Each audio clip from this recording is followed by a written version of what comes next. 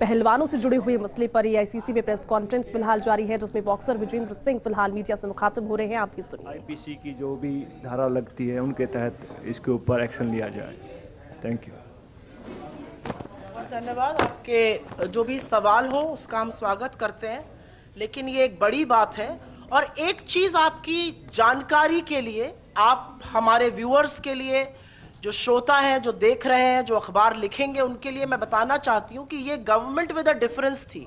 और डिफरेंस ये था कि जब बेटियों पर इस तरह के कुकृत्य होंगे, शोषण होगा, तो ये सरकार अपनी आंख पर पट्टी बांध लेगी।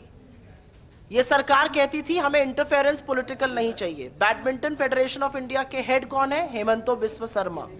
राइफल फेडरेशन ऑफ इंडिया के हेड कौन है? रणेंद्र सिंह, बीजेपी के। आर्चरी के अर्जुन मुंडा जी। क्रिकेट के तो खैर आपको पता ही है, पुत्र जयशाह जी बैठे हुए हैं वहां पर। हॉकी के दिलीप तुकरी जी।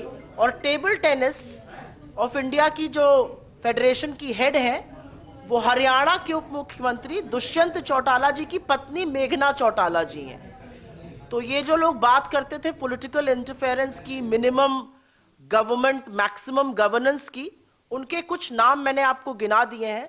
रेसलिंग फेडरेशन में जो हो रहा है, इससे सबको सबक सीखना चाहिए कि, और जैसा कि दोनों खिलाड़ियों ने कहा, ये सिर्फ यहां पे विशुद्ध हम राजनीतिक बात नहीं कर रहे। दो खिलाड़ी आपको बता रहे हैं कि कितना मुश्किल होता है खिलाड़ी के लिए लड़ना समाज से, परिवार से। सोचिए उन माँ बाप को जिनको आज अपनी बेटियों को स्पोर्ट्स में भेजना है, वो कितने आशंकित होंगे और क्या उनके मन पर बीत रही होगी। आपके कोई सवाल हो तो उसका स्वागत है। सुवो मोटो प्लीज।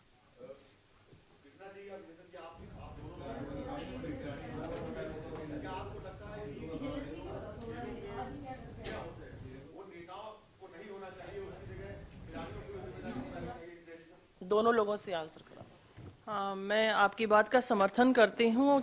खिलाड़ी अगर एसोसिएशंस में होंगे तो खिलाड़ी की प्रॉब्लम्स को अच्छे से समझ सकते हैं, और जो एथलीट्स की पार्टिसिपेशन इसमें ज़्यादा रहेगी तो उसमें और ज़्यादा बेहतर होने के चांसेस ज़्यादा रहेंगे। और बहुत ज़रूरी है, बिकॉज एक खिलाड़ी की भावना को समझ सकता है, और खिलाड़ी इस फेडरेशन में आएंगे, इसका हिस्सा बनेंगे। बिकॉज एक तरह से ढोंग तो किया गया था, बिकॉज कई बॉक्सरों को भी इस फेडरेशन का एक उसमें बनाया गया था हिस्सा, लेकिन उनको कभी भी इस मीटिंग में नहीं बुलाया गया। जैसे बॉक्सिंग की मैं बात करूँ तो बहुत सारे लड़कों ने बताया कि भाई साहब हम भी हिस्सा थे उस बॉक्सिंग फेडरेशन का, लेकिन हमें कभी किसी मीटिंग में नहीं बुलाया जाता। तो अगर कोई खिलाड़ी अगर किसी उस फेडरेशन का हिस्सा होता है तो बहुत अच्छी बात है, और ये होना चाहिए।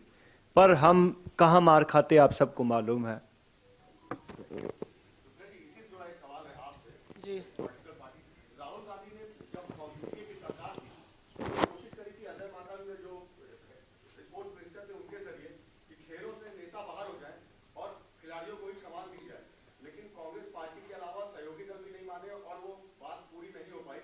अजय माकन का जो बिल था, कोशिश थी, वो नाकामयाब रही। तो क्या आज कांग्रेस पार्टी को लगता है कि मोदी सरकार के पास पूरा बहुमत है, आप लोग समर्थन देने को तैयार है कि नेता खेल संघों से बाहर हो और खिलाड़ी समान समान? हम समर्थन तब भी देने को तैयार थे, और आपका बिल्कुल कहना सच है कि ना सिर्फ हमारे घटक दल बल्कि एक राजनीतिक रूप से इससे आम सहमति नहीं बन सकी थी तब। लेकिन आप बिल्कुल सही कह रहे हैं, आपके पास प्रचंड बहुमत है, आपका मन आता है, आप सुबह उठते हैं